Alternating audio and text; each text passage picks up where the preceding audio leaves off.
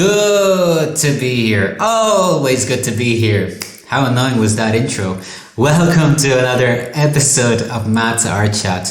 My guest on this episode is John Bleasdale, who is a writer of fiction, but his articles on art and culture, and especially movies, have been published on such publications as The Guardian, Il Manifesto in Italy, and Sight and Sound, and many others. He also teaches at the University of Venice. And he was born in England, but has spent most of his adult life living in a small town about an hour away from Venice in Italy, which is obviously one of the epicenters of the coronavirus outbreak, now a pandemic. Last time I saw John was just a few weeks before coronavirus and COVID-19 became terms that became part of our everyday vocabulary. We were, of all places, we were in Macau. Right, that's crazy.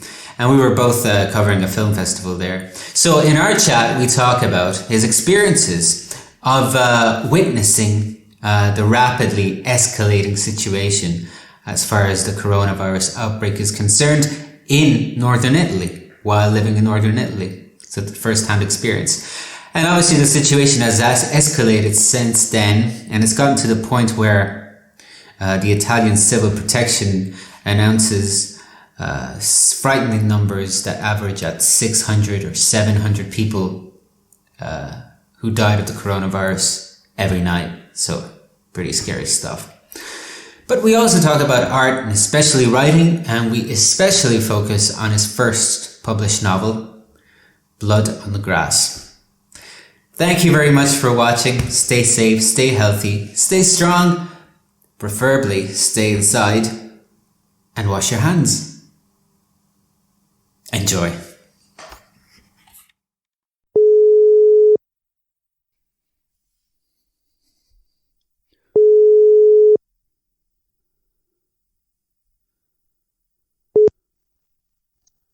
Hello?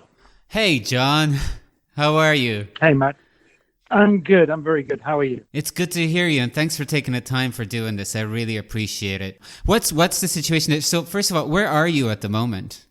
So I'm at home in Italy, northeastern Italy, a small village on the Piave River, about an hour away from Venice, if that helps. And we've been here. I've been home now since the end of February. Essentially, I work in Venice, so usually 3 or 4 times a week I travel into Venice to teach at the university, and I haven't been doing that since the end of February. So that's the situation. It's a very small village. It's like 400 people, more or less. Yeah, and for those who may be eavesdropping on our conversation, in case you don't know, there's a pandemic in the world. That's the reason why you're at home, obviously. So before we talk about that, because I would love to know how your sort of experiences of this time of crisis. But how did you end up there? Because you were born in England, so you're not originally from Italy. Well, I was born in Alderston, which is in Cumbria, which is northwest England. It's the same town that Stan Laurel was born in. That's its sort of claim to fame. But then I was studying at Liverpool University, and I was doing a PhD at Liverpool University when I met a girl who I would then go on to marry, called Lydia, and she's from the village that I now live in. And so we came over. The original idea was to come over for a year after she was doing her PhD as well, so we both completed at the same time. And we got a job in an Italian university in a small city close by, and we just ended up deciding we preferred living in Italy. I think it was more me than her. She had wanted to get away, and so coming back hadn't really been in her hadn't been on her horizon. But in the end, we started having a family together, and that was the clincher. And so we've been living here now for 21 years, and it's getting to that strange tipping point where I've spent more of my adult life, well, certainly more of my adult life in Italy than I have in England. You know, I mean, I arrived when I was 28, 29, and I'm now 47. So it's it's been fun. I've enjoyed it a great deal. Was there a reason why you preferred to live there? It's kind of indefinable, but I just remember the first time I came to visit was over Christmas, over the Christmas break. It was after Christmas, between Christmas and New Year, and I remember being on the train and stopping at a random station, and I just felt so at ease. And so, as everything about the place, I seem to agree with. I really felt like I'd come home in a way that at the time I didn't feel when I went home, or when I was living where I was in Liverpool. I'd become quite disillusioned with the place. So it was definitely and that kind of made my mind up very, very quickly. So that it was probably another 8 or 9 months before we moved out permanently. But on first sight, I kind of thought, yeah, this is the place I want to live, at least for a period, if not for the rest of my life. What kind of a place is it? It's obviously not a big city. Is it a small city surrounded by nature? Yeah, I mean, where I live there's a tiny village called Vas. It's about 400 people. There's a church and a square and a bar. And, from my back gate, I can walk up into the mountains, and, the mountains are proper mountains. Whereas where I came from, the Lake District, we do have a couple of mountains, but it's basically hills. In comparison to the Dolomites, it's basically hills. So it's got a lot of natural beauty to it. And then there are these beautiful towns like Valdobbiadene and Feltre, and these have a real historical sort of, Feltre is about 400-500 years old, and it's got a real it's an ancient sort of walled city, so its wall is still there, it's got a castle at the top, and I just loved that sort of continuity, and it's so well preserved and so beautiful. And then just the way of life. But here in the village, it's very quiet, and it's become increasingly quiet as time has gone on. Fortunately, though, me moving here coincided with the sort of the popular, I don't know what you call it, the increase of potency of the internet. So even though I was living in Italy in a small village, I could write for English publications. I could keep up with English culture. I could order books and order films to watch and stuff like that. So in that sense, there hasn't been much of a sacrifice. It's been quite easy to sort of maintain a cultural umbilical cord while at the same time discovering loads of new things about Italy and about places in Europe that I'm a little bit closer to now that I'm not living in England. But do you find that, like, as a setting, it helps you write?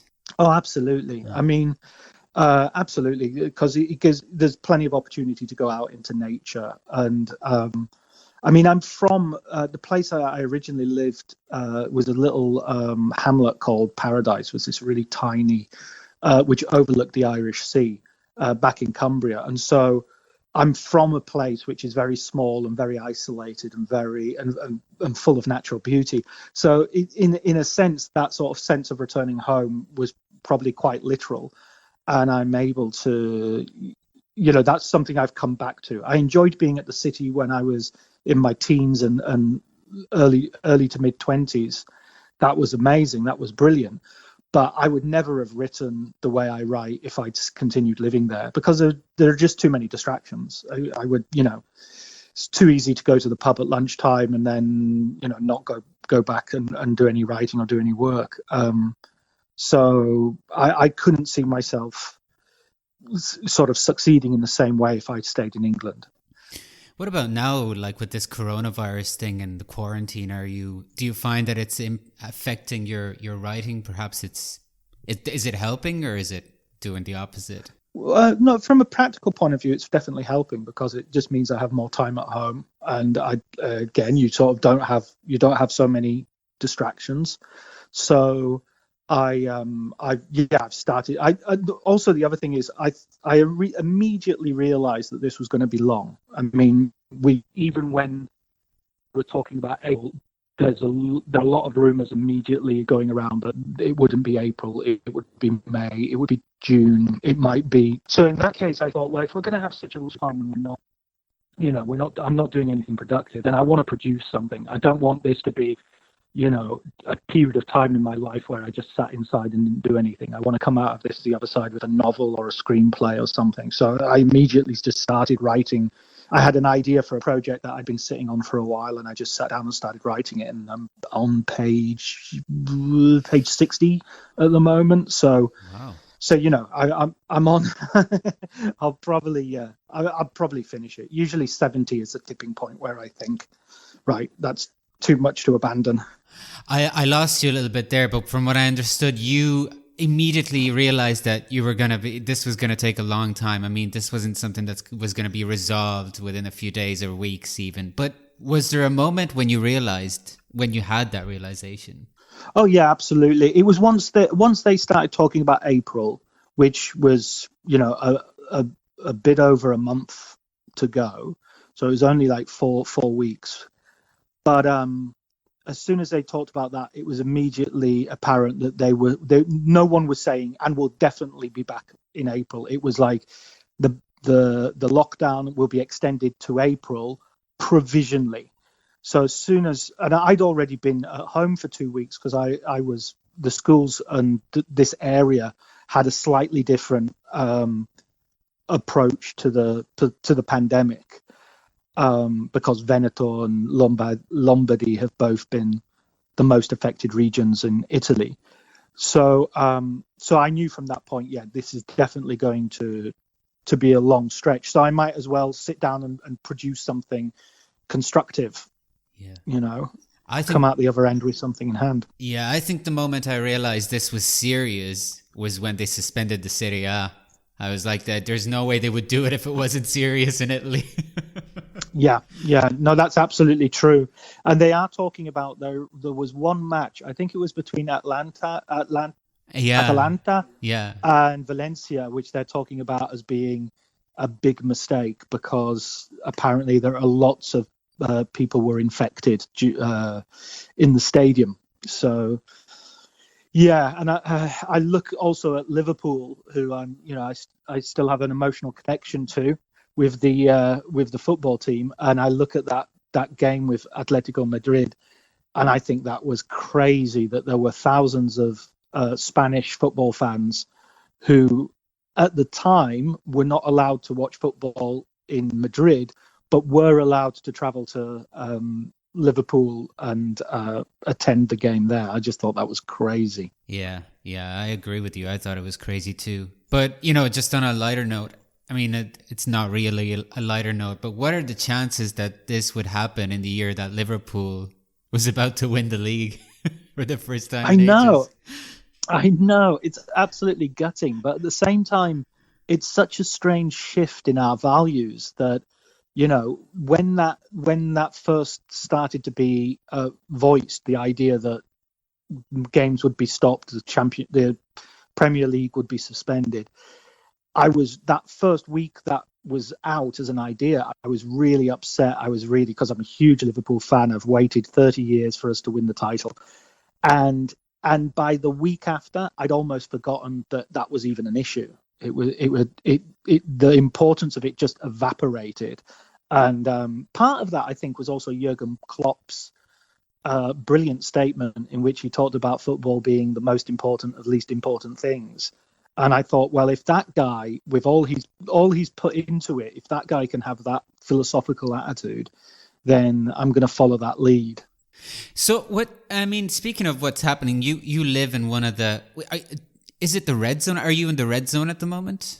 Or that's not really a thing anymore, is it?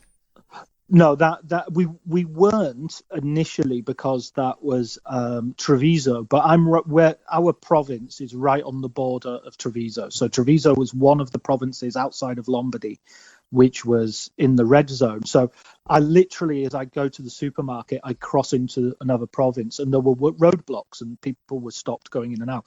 But that lasted effectively one or 2 days, because one of the political parties leaked the proposals for the lockdown before it took effect, and lots of people jumped on trains and left Milan and left the places that were about to be locked down for the rest of Italy.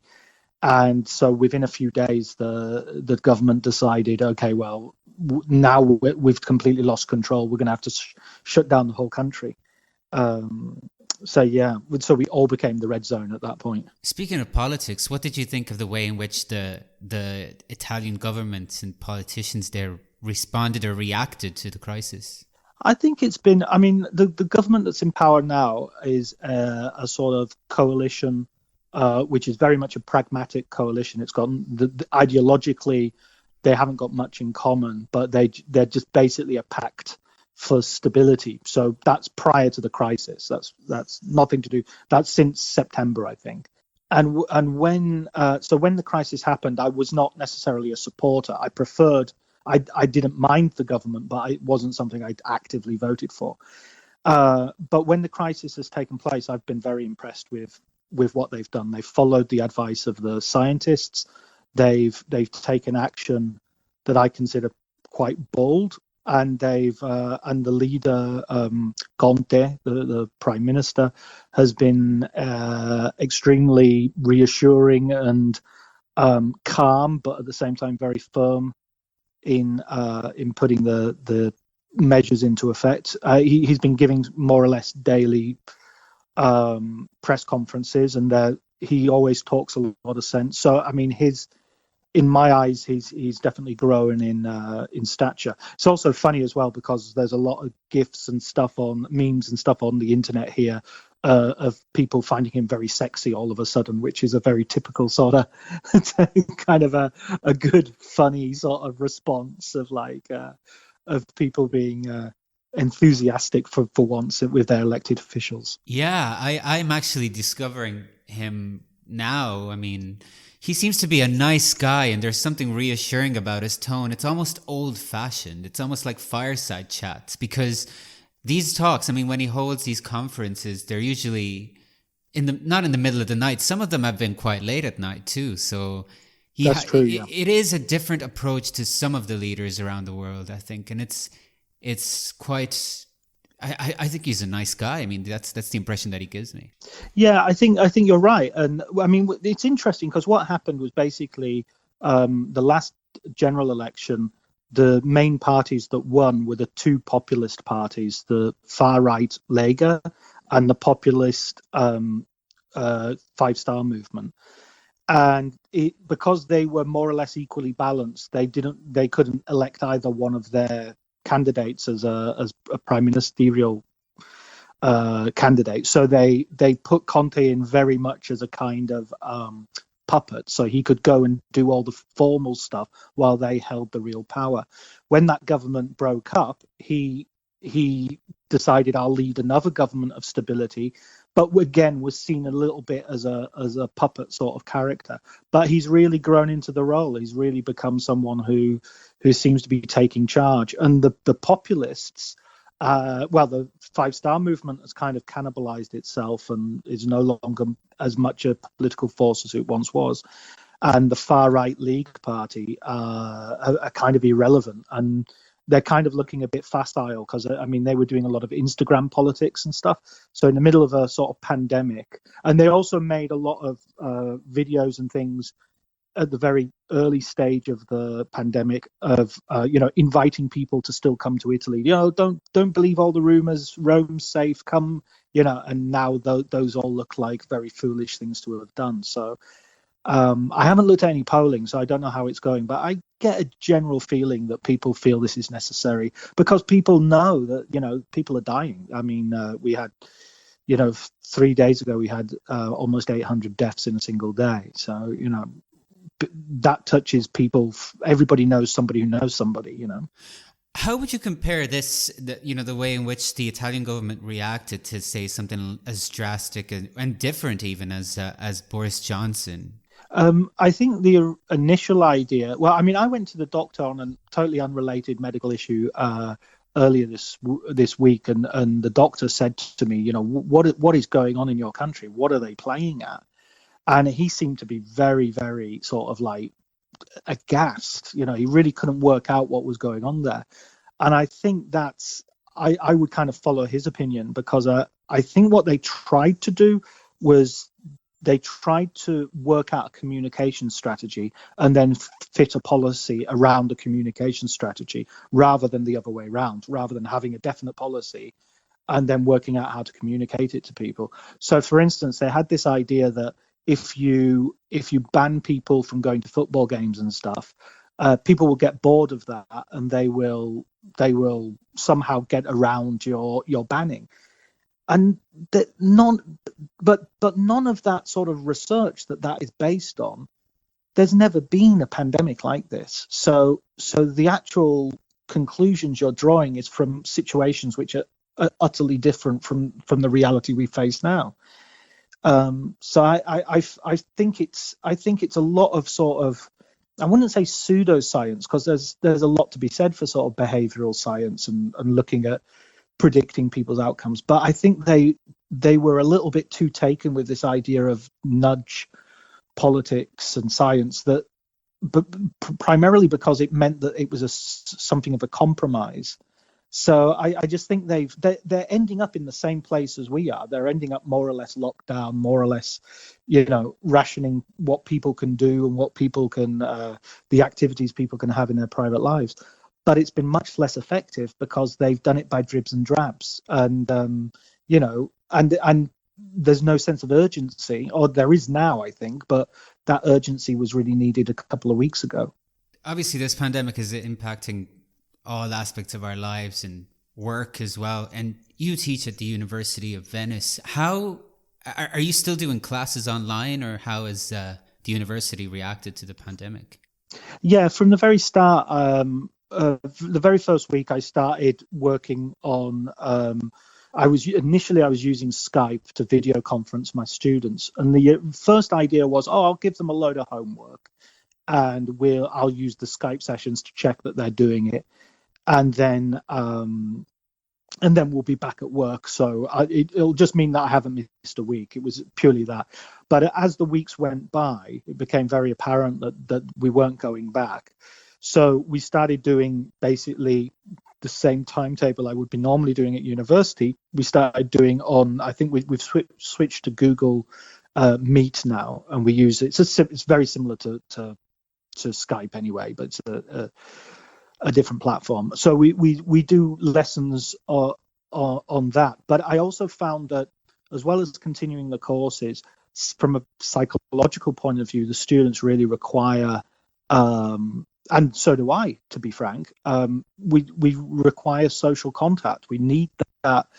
So having a video camera, seeing familiar faces, having jokes, having private jokes that the group has together, giving them a sense of consistency is hugely important, and it's hugely beneficial, and it's completely reciprocal. I get as much out of it as the students. And we've also added, I made sure that I thought, well, there's an opportunity here as well. Everybody's at home, everybody's watching movies. My interest, as you know, Matt, is also very much in cinema. So I set up a film club, and we started watching a film a week.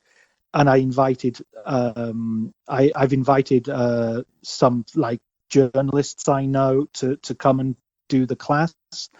And I've also invited Asif Kapadi is hopefully going to do one on Monday.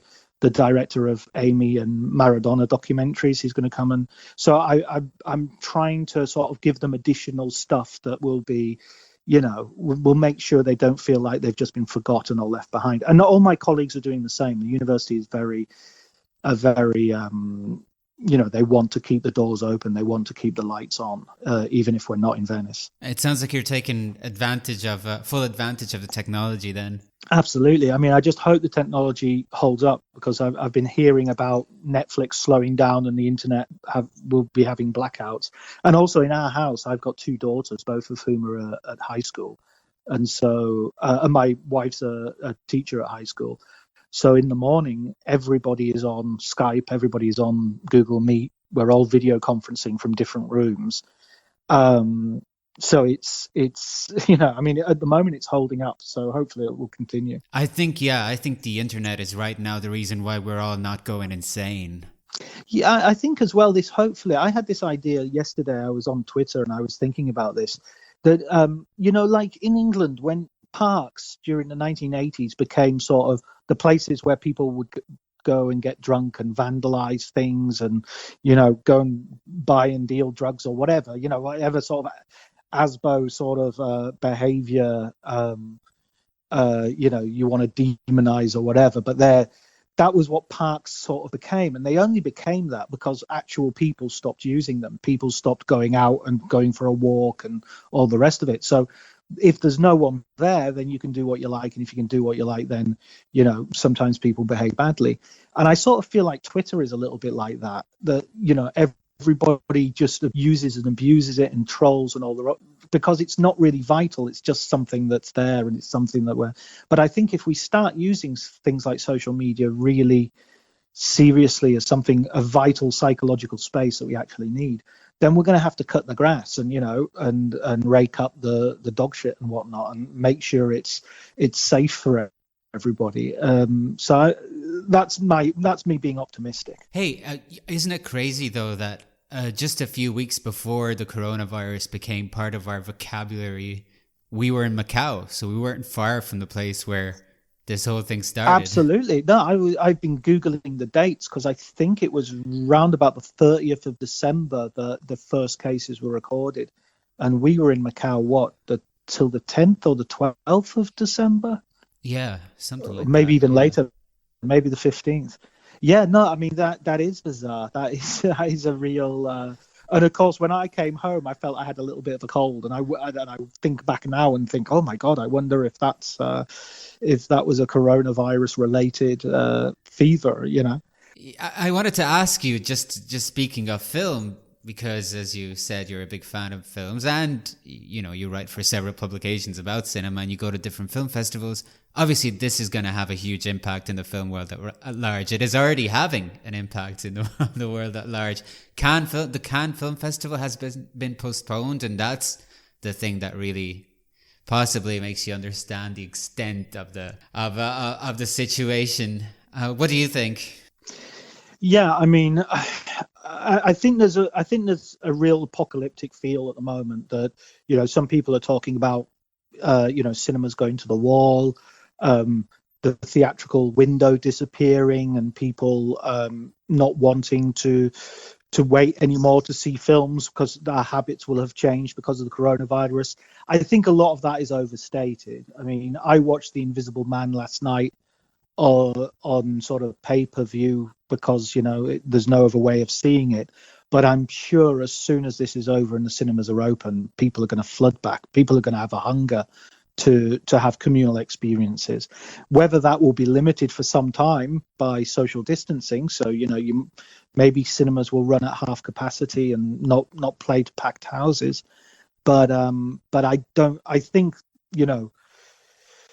this will definitely have an effect, but I think the death of cinema is one of those things that is pronounced regularly every 5 or 6 years, and it still seems to be here with us, so. You are optimistic, but like as far as the place of the cinema setting, I mean, I know that art house cinemas already struggled to stay open before the pandemic. Yeah, I think so, unless in some way they would get part of the money which is being proposed by various governments as economic stimulus. I don't know. I mean, I've heard things like in Manchester this week, there's been a drive-in cinema that's just opened as a way of sort of combating the coronavirus, as a way of getting people to come out and do something new. So there's there are perhaps unforeseen consequences which are positive. I mean, I'm personally very definitely with Cannes being postponed, that's a big date on my calendar, and it's also a time where I probably make the most money in terms of writing for film. So that's definitely a big dent. If it turns out to be postponed and we have it at the end of June or early July, then the impact will probably be limited, because the thing is, a lot of these films that would have shown at Cannes, they're not going to be rushed in. They're not going to be released anyway, so they might as well wait for the Cannes premiere. And you see what I mean? If the virus was like localized in France, then you could see how this would be a disaster for Cannes, because those films would just want to open anyway and their program would be decimated. But I think because it's global, everybody is waiting, so everything is sort of on hold. So I don't know. I mean, I'm definitely worried about some aspects of the film industry collapsing. There will just be less money around. There's just going to be, because we're going to go into a recession, so there's just going to be less money around, full stop. But recessions are also times when people really need entertainment and really need distraction, and so who knows? And also, sometimes create great art. So who knows what's going to come out of it in the end? That is true, actually. Great art always comes out of periods like these. And if there is less money, maybe that's a good chance for people to get more creative. Absolutely. I remember a story about Russian filmmakers during the Second World War sort of basically making paper movies in which they would just write scripts and do storyboards and make models, and for years, literally, just because there was no film available. So they would just plan films intricately, and it meant that when the war was over and they finally got their hands on the equipment, they had all these ideas, almost fully formed. So who knows? There'll be a fair few screenplays that get the drafts that they needed rather than being rushed into production. I was looking at the James Bond film being pushed to November. There's no way they're not going to use that opportunity to go back into the editing room and see if they can, snip a few more minutes off it, or, fix that problem that otherwise it would have been too late to do. So we are ending it on a little bit of a positive note, I feel like, because we're looking on the brighter side of this whole thing. There is a bright side to it, I feel. But I wanted to end it as well by talking about Blood is on the Grass. Now, this was your first fiction novel, right? It's the first fiction novel that's been published. I mean, I've written quite a lot of stuff, but this is the first thing that I managed to get published. What is it about? Basically, it's about the so-called Peterloo Massacre, which took place in Manchester St. Peter's Fields in 1819 in August, and it was a pro-democracy demonstration, one of the largest ever staged in England, several 100,000 people, and it was they were just asking for manhood suffrage, basically the right to vote, annual parliaments, the secret ballot, all the stuff that would later become part of the British democracy, except for annual parliaments.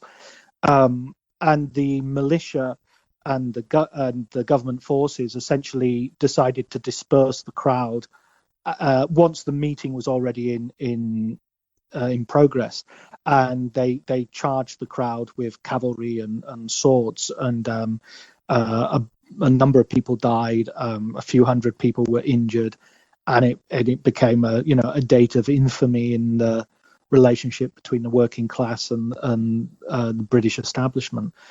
The romantic poet Percy Shelley wrote a poem, The Mask of Anarchy, about it, which for one of the first times proffered an idea of passive resistance, which was taken up by Gandhi in his own campaign against the British occupation of India. So it was a sort of event that had a huge effect on world history in general and British history in particular.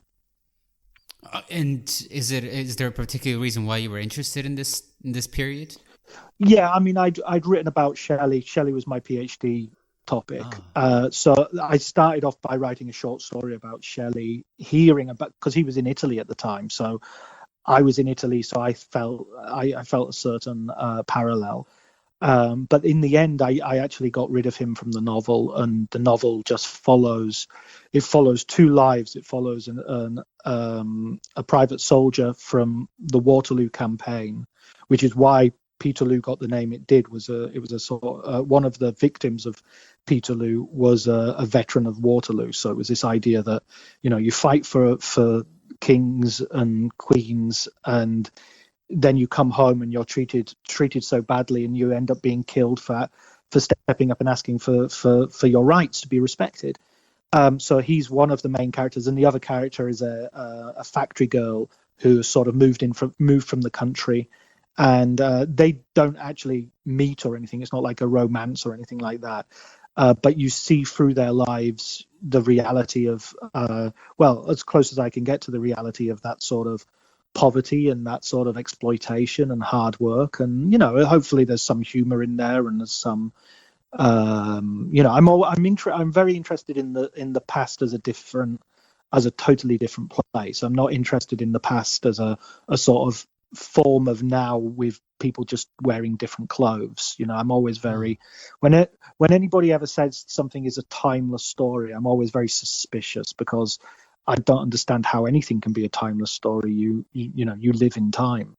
So it's the specificity of stuff that really interests me. It's, you know, the fact that, you know, I'll give you an example. When I was trying to keep away from any acronyms, and the word hello is a early 20th century invention. People didn't say hello in the early 19th century. So I had to go through the text and take out all my hellos and replace them with good days and whatnot. And I'm just really interested in, you know, in getting that kind of thing right. It really makes me wince when I hear people in period dramas or in any drama that's set in the past, you know, using a language that isn't appropriate. Would you consider yourself a history buff? No, not at all. I mean, I like history, but on a very amateur level. I mean, I researched that very heavily because I wanted to write about it, and I wanted it to be right. I think. I mean, I'm a great believer in the idea that you should write about what you don't know. You know, there are too many novels about, you know, young men who are privileged enough, or young women who are privileged enough to write novels. So I like writing about stuff that's quite a way away from me, and that, unfortunately, that just means you have a duty to make sure you do a lot of research and make sure it's accurate. I'd love to know about your approach when you actually set out to write, you know, a novel like that. I mean, do you have a schedule that at certain times of the day that's your writing time, or are you more loose when it comes to that? And do you structure it beforehand? Do you have a structure in mind, or do you just start writing and whatever comes out comes out? It's kind of evolved through the years. I mean, with Blood is on the Grass, it did involve a lot of research, but every book I write involves a great deal of research. It involves reading a lot of stuff, or just getting in the mood for it. Feels that sort of works for me. And in terms of, you know, getting up at what time of day and things, I tend to write better in the morning. I tend to have a slump after lunch, where it's probably better to have a nap than sit at my desk. And I rarely write after 7 o'clock at night. Usually, I mean, it has happened, but I usually sort of around about 6 or 7 o'clock. I'll go downstairs and have some food, and that'll be the end of the day as far as. But I also really like going out to the supermarket and stuff like that, because that's a perfect opportunity to think about stuff. You know, you go out and your mind can tick over the ideas, because if you're just sitting in front of the screen all the time, more often than not, you sort of freeze, and you don't have your time becomes counterproductive. You're not really creating as much work as you could be. Whereas if you go out for a walk and come back to it, you work much more productively, I find.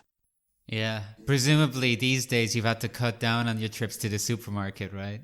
Well, yeah, absolutely. And we're kind of fighting over them, because you're only allowed to go one person. So we're kind of saying, well, instead of it being like, I've been already, it's your turn, it's more like, let me go again. You know, I want to get out of the house. So that's definitely God, the case. What crazy times we're living in. Did you ever think that we would ever live through something like this? No, absolutely not. I mean, I was, you know, again, it's a radical reshift of values and everything. I mean, I remember when I cared about Brexit, but it seems like a distant memory now. I don't feel like I care at all about Brexit. it feels like reading the fire instructions on the Titanic. Exactly. Exactly. John, thank you very much for doing this. It's been a pleasure. No, it's been an absolute pleasure for me, Matt. It's been a lot of fun.